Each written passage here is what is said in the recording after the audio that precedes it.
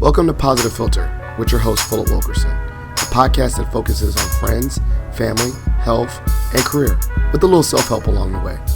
Please join me in this journey for self-improvement, and I hope what I have to share will make you a better person, thus making the world a better place. I hope you enjoy the show. I hope you enjoy the show.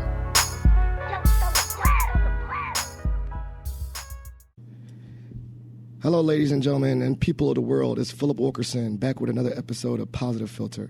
Everyone's a special guest because they take their time to join me in this show.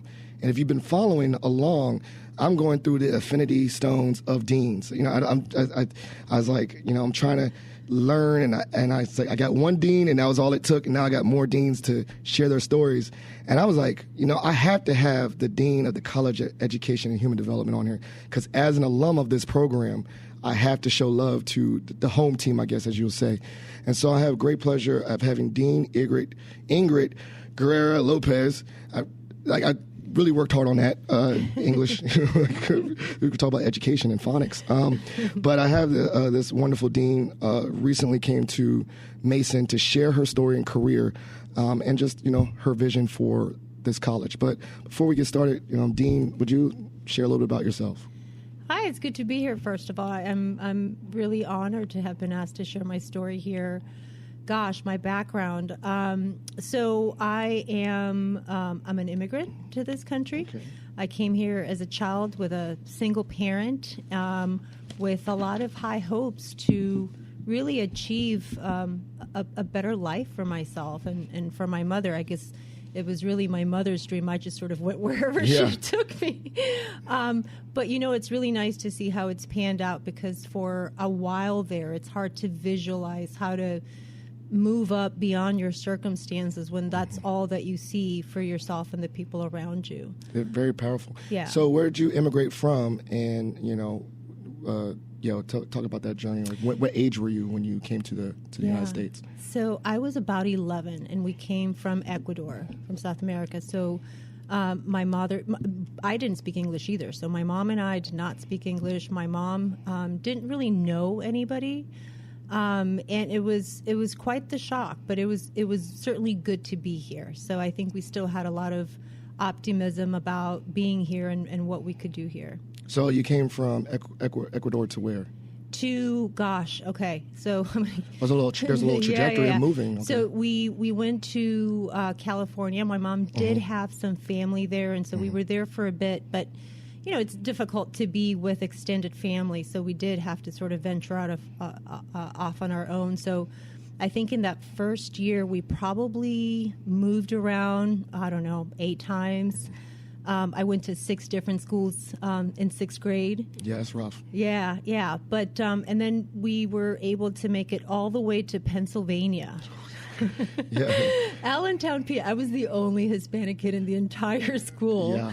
So that was really interesting. It was actually really interesting. All the kids were, you know, just very excited to have somebody from a different place. And, of course, they all wanted me to teach them the curse words in Spanish. Yeah, wow. So I'm assuming, you know, first English as a second language. So you were taking ESL, and you were really were you involved in that? And what was the process of learning English as a second language? You know, that was a long time ago. So yeah. I don't remember really taking ESL courses per se. Yeah. I do remember there was a teacher who would pull me through part of the day to work with her a little bit, but that was only in one of the schools. Wow. And then I think, you know, the precious thing about children is that they learn so much from their surroundings, whether formal instruction or not. They're going to learn what they see around. So I think you'll find that most kids have a relatively easy time learning the second language, because, you know, with their peers and the activities and all of that. But I mean, I definitely remember having to stand in front of class doing book reports and not having an idea of what I was saying. I was literally just like reading. Yeah. And then like I just remember my face being all hot and red, and I was like, oh my God, like I have no idea what I'm saying, and neither do they, clearly. I just can't fathom, like, I'm trying to think, you know, like how malleable and how resilient children are and how resilient your story is.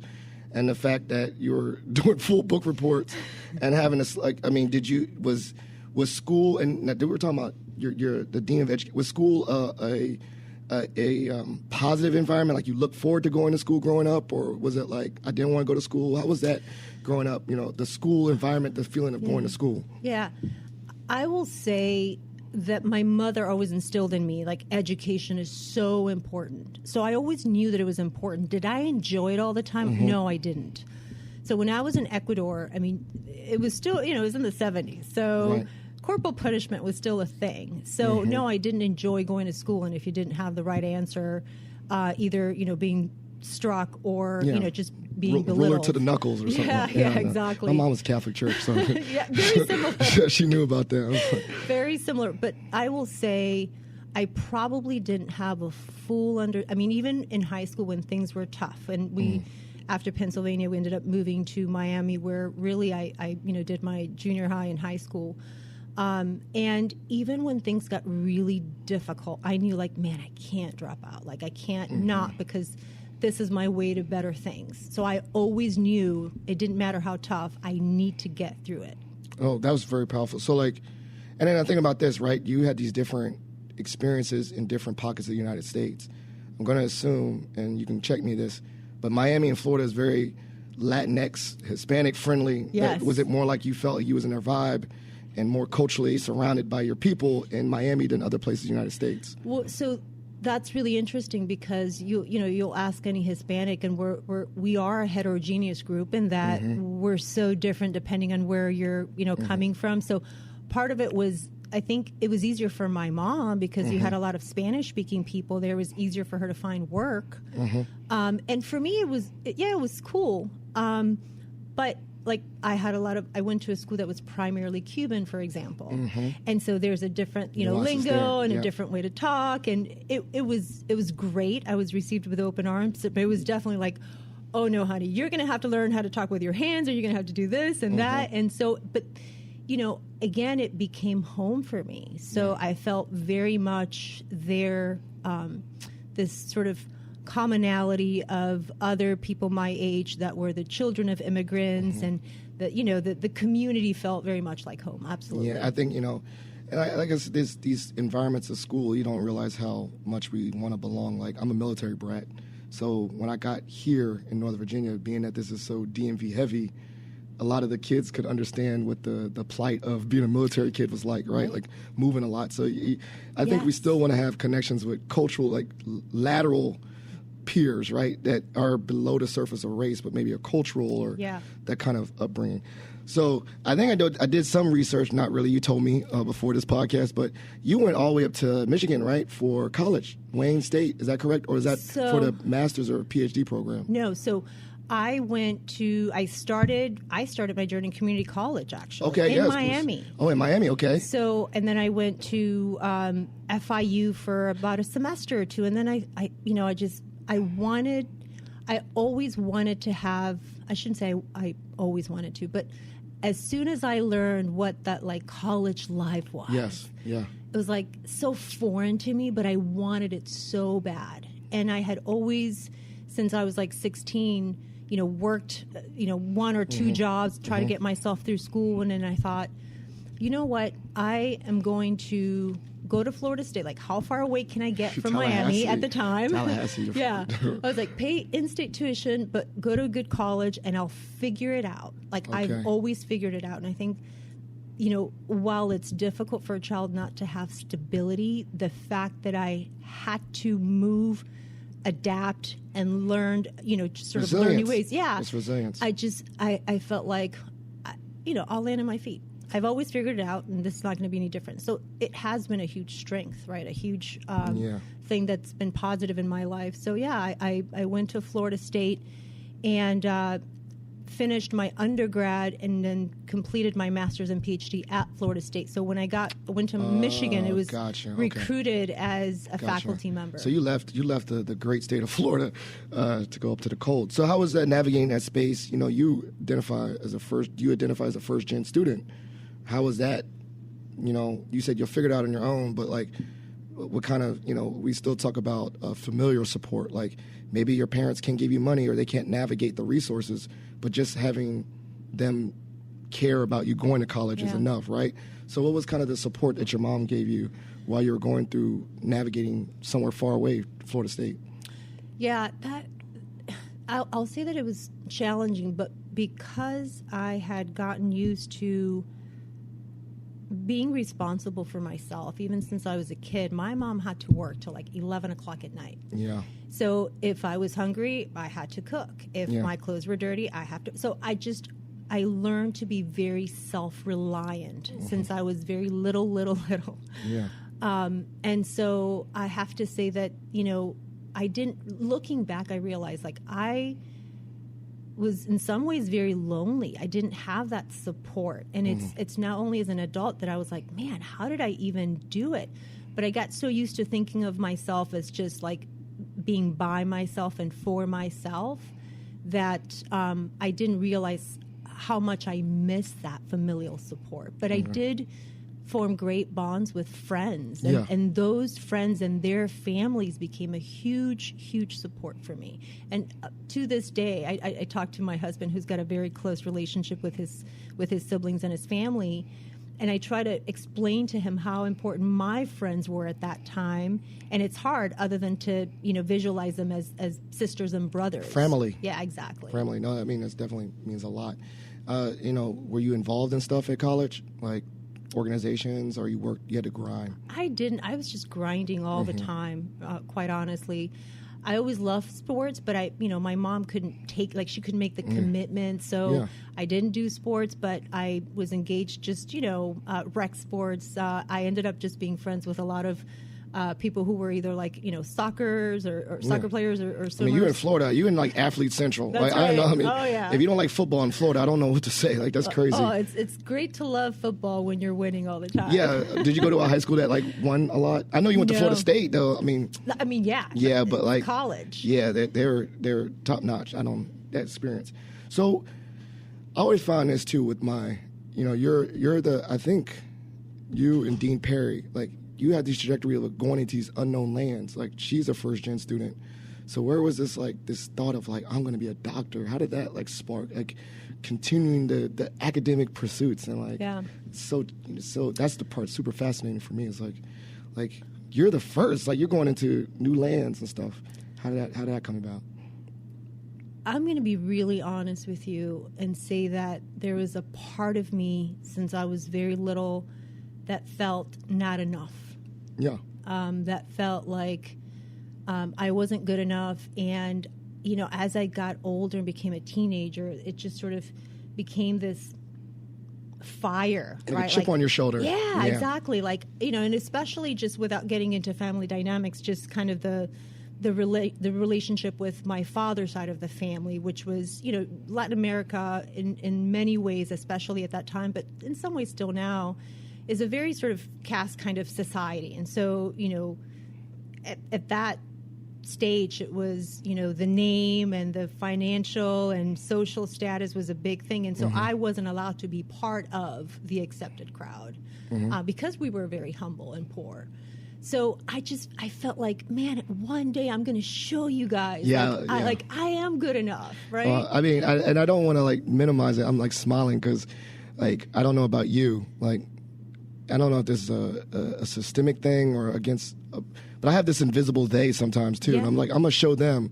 And I was like, no one's even. There's no them. But it's like a chip on your shoulder, and you're like, you work really hard and stuff to achieve, and I could see that drive in you. So that's like this invisible. You're like, I'll show them when I walk across the stage, and you're like, no one's even there. Like, you like walk across graduation, you're like, I know. But it's a fire and it's a motivator for me. And I did a lot of soul searching throughout my life. Like, it was really funny when I was going through college. I navigated all of the liberal arts because I started with like philosophy and even English, right? Because that critical thinking was there. But I did philosophy for a long time, and that was really helpful in just understanding the human condition. And then I moved on to psychology. So a lot of it was just me trying to understand myself. And, something happened in my 20s where I realized, like, who is they? Like, what happens if I stumble? Does that mean, like, somebody's going to be pointing the finger at me, or if I'm going to roll down all the way down to the bottom of the stairs, or I'm just going to, like, hit one bump, like one step, right? Yeah. And then it just started, it really at some point just turned into more of a purpose. Like, I want to do something meaningful, right? Like, I want to advocate for other people. Like, I want to make this a better place. And it sounds kind of cheesy. No, maybe. it doesn't. No. But I get that. But I feel so thankful because at the end of the day, I think it's that positive intent that creates your future, right? That creates sort of the life that you build for yourself. And to come at it from a place of I'm going to show them can only get you so far before it's just not really doing anything for you. Yeah, because also like what I've learned when you say this they, it's so externally focused that like you're never going to be validated, right? Like that's right. No one's ever going to say like one day, oh, I was that they, and I'm so proud of you, right? Like it's not going to happen. So you have to have that intrinsic thing. And I love what you said. It was like eventually it turned to like, okay, I'm going to show them to more like I'm going to help others. That's going to be it, right? And by doing that, like I'm doing something that's aligned with my purpose. So when did that shift happen? And I'm assuming it's totally aligned with your pursuits of educational leadership. When did that kind of foster that? Like I'm going to help other leaders and stuff. Yeah. So there was a part of me that always wanted to help others. So at some point I thought maybe I'll go into law because I want to advocate for those that don't have a voice. Like I want to be that person that helps them, move forward. And then it was just a matter of me finding how I worked with attorneys and I thought, maybe not for me, maybe not so much. And then I thought psychology, like I will help people because I was working through a lot of trauma myself. Yeah, therapy and stuff. Yeah. And then I thought, I actually had a professor, a psychology professor, pull me aside once and said, why are you doing? Like clearly he saw things, right? And I remember he said, with a PhD in psychology and back then 79 cents you could get a cup of coffee. The same cup of coffee that you could if you didn't have that PhD or if you were doing something else. So why that? And it just created a lot of self-reflection, but bottom line what we came to is like I can't adopt every patient. Like at that time I was still I was dealing through stuff, and then taking on additional stuff was probably not the route. But I took a course when I was in my master's program. My undergrad was in psychology, and then we had a professor from instructional systems design come and talk, and I thought, like, wait a minute, like, there's a lot of systems thinking, and I was always thinking, like, how is everything related, and what does this have to do with that, and how can you focus on this without looking at this other thing? And so that spoke to me. So I pursued my master's there. And in my master's program, I met wonderful Dr. Kaufman, who became probably the most important mentor in my life. And he said to me in class, I said, hey, would you like to be on my master's committee? I really love this class. And this class was about needs assessment and strategic planning. But his whole thing was about everything is a means to societal ends. Every organization is a means to societal end. And if they're not working in some coordinated way to make this a better place, then they're probably subtracting value.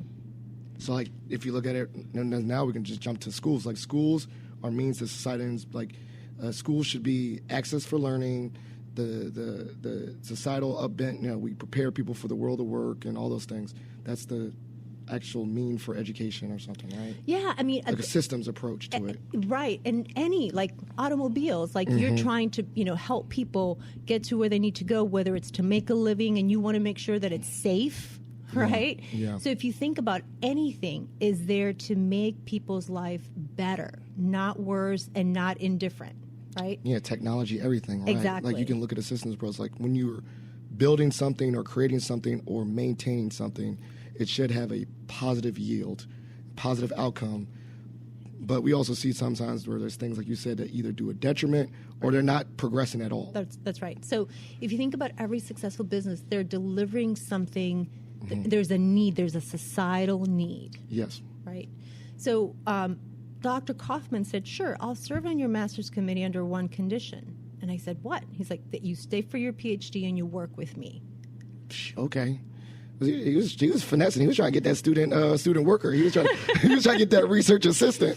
But that's awesome. Your professor sometimes, through the questions that you ask, like that inquiry and that, like, I know as a faculty member, I could see the desire in so many of my students to, like, not just to learn something, but to do something. And I think he recognized that in me. And a lot of times, it's upon us to help guide others who are sort of going through that trajectory that you might have gone through. Yeah. That's so powerful. And I think the thing about it too is everyone, like, I've seen and heard from multiple leaders of mentors that saw things in them that they didn't see in themselves. I mean, that's the craziest thing. And then you're like, wake up one day and then someone's calling you a mentor and you're like, I just talked to you. Have you ever had a conversation with Dr. Kaufman and said how impactful and in his mindset, not say he downplayed it, but he's like, he didn't, did he like realize his impact or not? I think he did. I hope he did. He actually passed just a few years ago, but he actually had a huge impact. When you work with somebody on your PhD degree, you work for for a number of years, and so I learned from him. He really became a parental figure for me. And he would launch me into doing things that would scare the heck out of me. I'd be like, oh, my God. Like, oh, by the way, we're going to have a delegation of 30 politicians from Argentina come, and you're going to show them our process for needs assessment. I love that. And I was like, me? Really? And then he would go, oh, and by the way, I'm going to be gone out of town, so you're going to do it on your own. Yes. I'd be like, oh, my God. That's my man. I love that. He threw you in, trial by fire. But he trusted you, and he believed in you. He trusted me, and I was like, I can't believe that I get to do this and that he trusts me to do this. And that went on for 2 decades until he passed, where he was always uplifting me and he was always telling others, like, oh, she's stellar, and she's like, he always advocated for me. Yeah. I love it. I think I'm about to take a page out of the Dr. Kaufman book. Is if you're a mentee of mine, I'm just going to throw you in situations in a positive. I'm a believer in you, but like, hey, you can go up on stage, and I like that because I think I can see iterations of people doing that to me where like I ain't never done that before. They're like, you be all right. And then funny thing is like they'll minimize it to make you feel better, and then you realize you did it, and you're like, wow. And then now you're doing it over and over again, right? That's right. Like, you lived. I think sometimes the story that we tell ourselves is not what others see. And I think if you come from difficult challenges where you can't remember a time where you didn't have difficulties or when you had it easy, it's hard to imagine a world where you would be in a different place. And so we learn also a lot vicariously by watching others who we identify with succeed. Yeah. Yep. But for me, there was no substitute for the evidence that I generated for myself, right? And so when he, for example, would put me in these really difficult situations, that pit in my stomach was me growing. Because if you're not feeling just a little bit of tension, you're just probably not growing to the level that you can. It's like not terrifying. It's like butterflies. If you're actually nervous about it, it's good. Exactly. So I just, over time of having so many different situations where I had the opportunity to prove to myself that, yes, I can do it, over time that you gain that confidence because you're like, man, how many times have I done things that I just wasn't sure that I could do? And then lo and behold, I could do it. And so after a while, that turns into confidence based on evidence, not confidence based on made up thoughts and wishful thinking. Evidence-based confidence. I love it. That's a very researchy thing. Evidence-based confidence. And like if you do it, then you heard it here first. Yeah, we might have to coin that trademark. So then, obviously you get your doctorate, right? And I've learned, far in my process. Starting in my PhD process, that like not everyone that gets a PhD has to go into education, right? Like you be consultant, you whatever. So when you're getting your PhD, what made you want to stay in the realm of academia? Again, I would say that Dr. Kaufman had a huge influence on that. I saw some of my colleagues go on to work in, big consulting firms. Yeah, consulting firms. It was a great program at Florida State, and so a lot of people were, off making a lot of money right off the bat. But I'll never forget Dr. Kaufman said to me, life is about maximum degrees of freedom. And if you want to have maximum degrees of freedom, I want you to consider going into higher ed, because with that, you could also do a lot of other things. You could do the consulting. You could do the special projects. You could do the speaking engagements. You can do so many things with that as your foundation. Yeah. Exactly. And so I thought, okay, like I wasn't, I mean, I'd be lying if I said I didn't want to make enough to make a decent living. No, you right? see the money. Yeah, you see I see that all the time when I see these kids get engineering degrees, and I'm like, I should have done another degree. I know. And it's funny because it's like, I remember like all the years and years of paying my student debt. I was like, man, I thought I was going to be rolling in the money once I got my PhD. It doesn't quite work that way. But he was right in that I got to do so much. I got to see the world really as an academic, working with a lot of different people. I didn't do K-12 work myself. I did a lot of human and institutional capacity building and development, so talent development, performance improvement. Yeah. And so I was able to do it with a lot of the international development agencies. And it's been such an amazing experience, all because I remember thinking in the back of my head, I could make more money right now, or I could make a little less money, but really think about what quality of life do I want for the long term. The freedom early. Yeah. I like that idea. Yeah. Okay, maybe I'm on that plan. So I'm going to tell my wife that when I'm not making that money. So what, you saw the job, let's say I don't know how people see dean, see job title. Do they put dean postings on? When you saw Mason, what attracted you to come to George Mason? What was the allure of an institution? And understanding, I know that you're sharing cross-disciplinary, right? It's not a PhD in education. You got a PhD in something else. What was still attracting to a college that's education? So my degree area is within the broader education, College of Education. So when I was at Wayne State University in Detroit, I always got engaged. Well, part of a faculty member's careers is not just the research and the teaching, but also service. And so so I was very interested in the promotion and tenure committees, and I ended up just getting involved because of the nature of my work. I worked a lot in an interdisciplinary setting with a lot of other colleagues, and so I think I just got to know a lot of different processes and the way that things work and how we look across disciplines. And so I think that also gave me exposure. So, for example, our by this time I had been at Wayne State for many, many years. And one of the provosts, I think, just got more and more familiar with me and my work and my approach. And at one point there was an opportunity for an interim dean at the graduate school. And by this time, again, I probably had been at Wayne State at least 15 years already. But, you do good work. You try to be an objective, fair-minded person. You try to look at the evidence. And I think, you start to build a reputation for the kind of thoughtful person that you want to be, right? So I think that was one of the things that led to the opportunity for the interim dean position, which, of course, it wasn't a unilateral decision. Yeah. But I think the way that I carried myself in my work and my approach to things, I think was helpful in, getting a group of colleagues and organization leaders to say, I think she is the right fit for that position.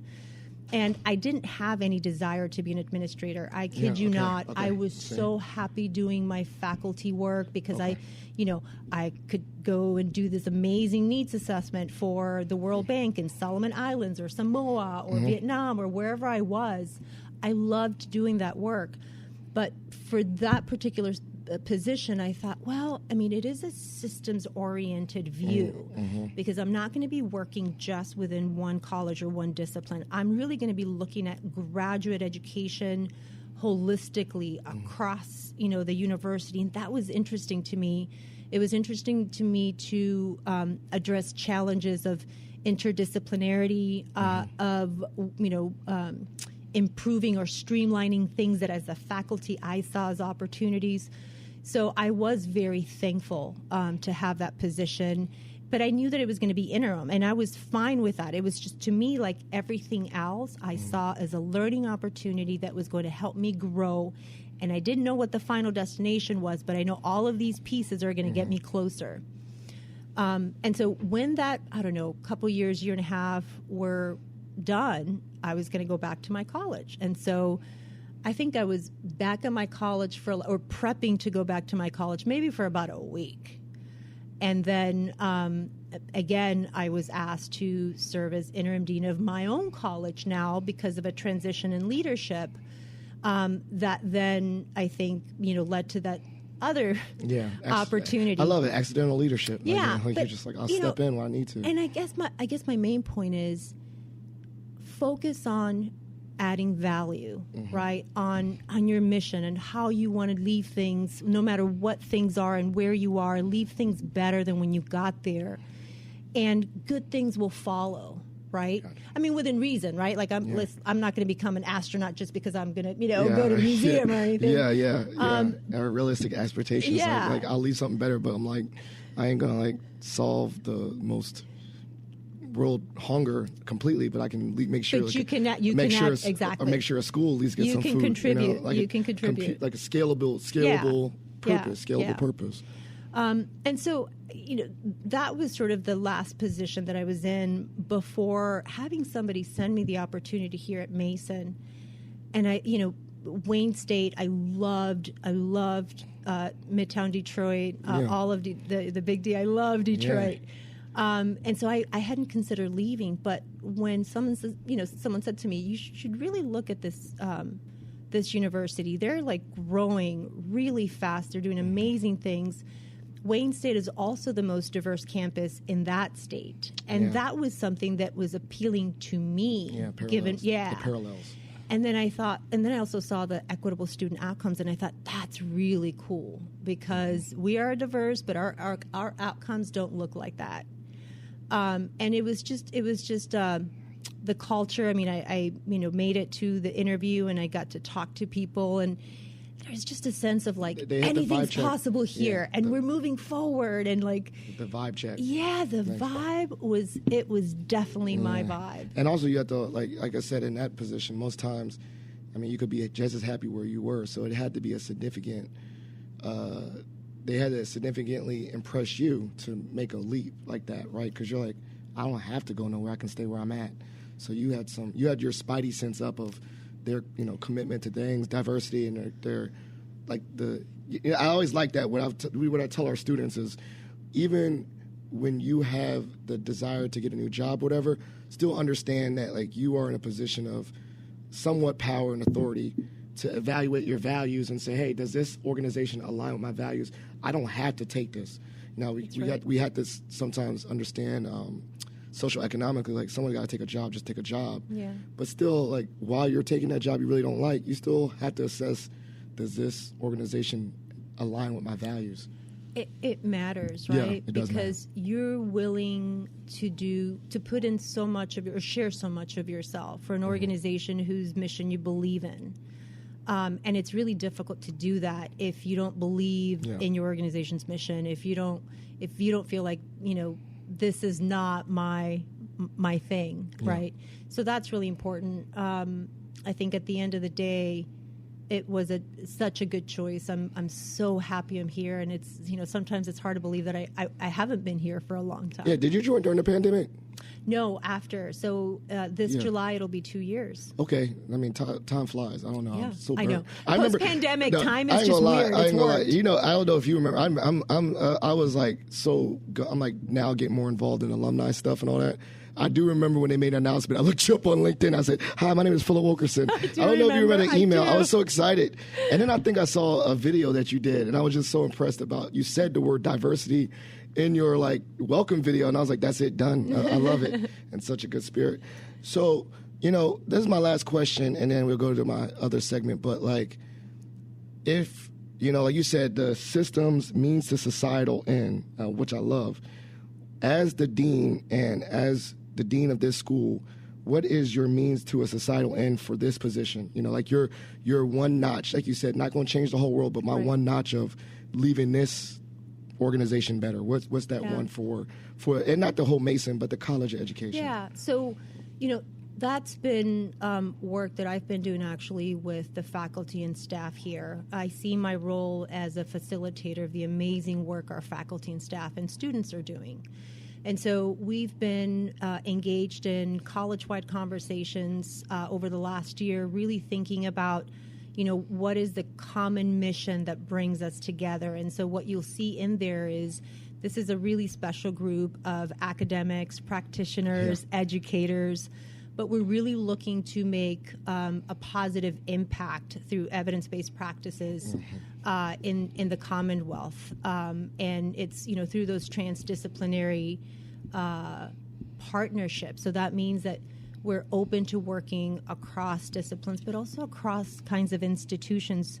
A couple of big initiatives. One of the initiatives that we have is a research practice partnership where we have come together with the school divisions across Northern Virginia to really work together and prioritize what are those common challenges that we're all seeing in K-12. How do we work together? We'll take your lead, you prioritize. Let us put ourselves at your disposal to make progress on those things that are really critical. And so that's just an example of us being a means to societal ends, right? Whether it's making sure that we have enough teachers, whether it's making sure that, we're thinking about the well-being of our students and our educators and our staff, making sure that there is a robust educational leader pipeline, all the things that we want to be there to support. I mean, I may be biased, but the counseling program at George Mason changed my life. I'm a big great. You always have an ambassador there. I was a lost soul, and I took these classes, and that's how I found career counseling and all that stuff. But also I found the inner working on myself, right? The helping and all these, almost I was getting free therapy because it was a counseling program, and so that's a thing for medical students and psychology and counseling students. A lot of what they learn, the first thing they do is apply to themselves, right? Of course. So sometimes we sort of auto-diagnose all kinds of symptoms, but we have an amazing counseling program in our faculty. Oh, yeah, Dr. Steen is my mentor. I got to put him out there.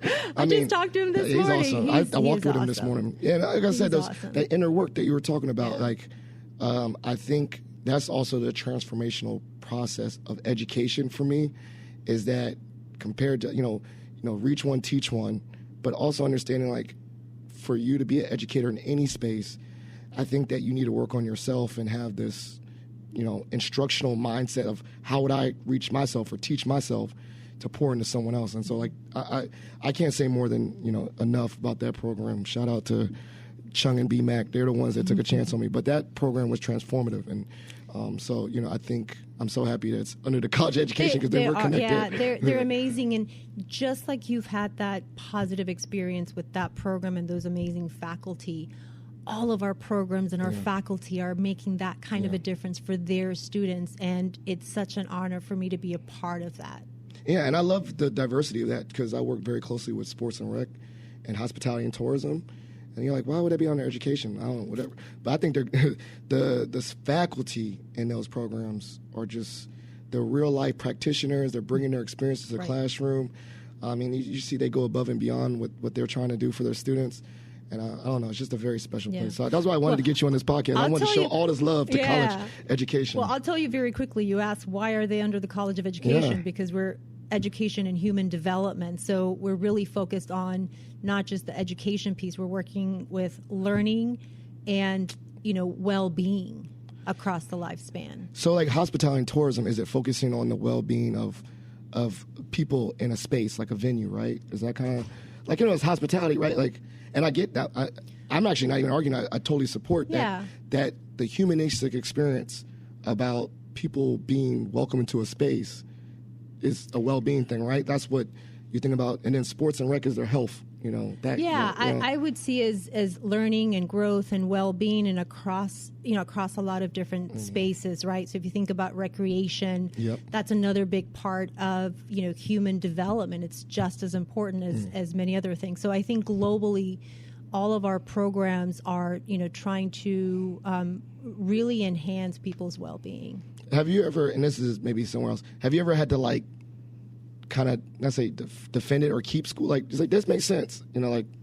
I think it makes sense because I work here, but as like the outsider to keep programs at certain, and as a dean, do you have to like do that to like justify things? I don't. I mean, I would say that some people find it interesting, like, oh, well, gee, I wouldn't expect, rec or sports. But in fact, the colleges of education and human development look a little different across the country anyway. Yes, like kinesiology is very typically a part of the College of Education as well. Okay. So I think that there's, variability across the country, and this just happens to be, how we're set up, and for us, it makes sense. It makes sense. I love it.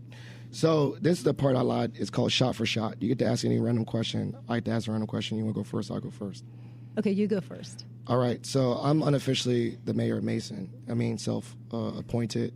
And so if I was the mayor of Mason and I had to solicit your support as a voter for me, what would you want me, what would you want from me as the mayor of Mason as it relates to the college education?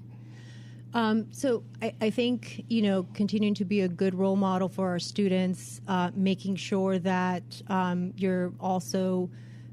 we have a lot of mission-driven careers, so not every student, typically what a teacher and a nurse and a doctor do, but we have so many other progressive programs, modern programs that many students would know. So I'd love for you to just kind of increase the profile of the wide range of our programs. Well, there we go. So if you're any alum of George Mason that has a various experience in the college education, I'd love to have you on the show to elevate your career so that you can show how diverse a degree from this program can take you.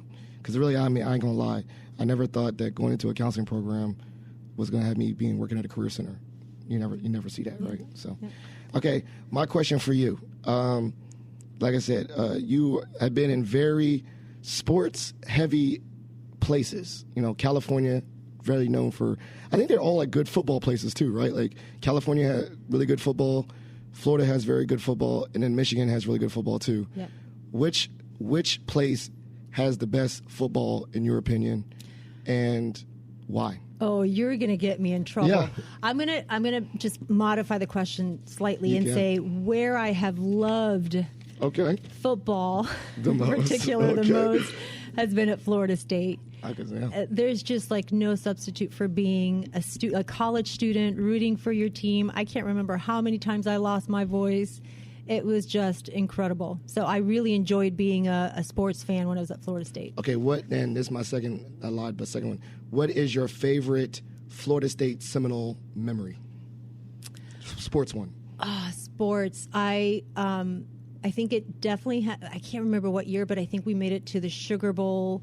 And just, going with all my buddies and going over to, where were we? We're somewhere in Louisiana, or somewhere. Gosh, it was the college days. I had a lot of fun. I can't remember exactly. But was it Chris Winkie?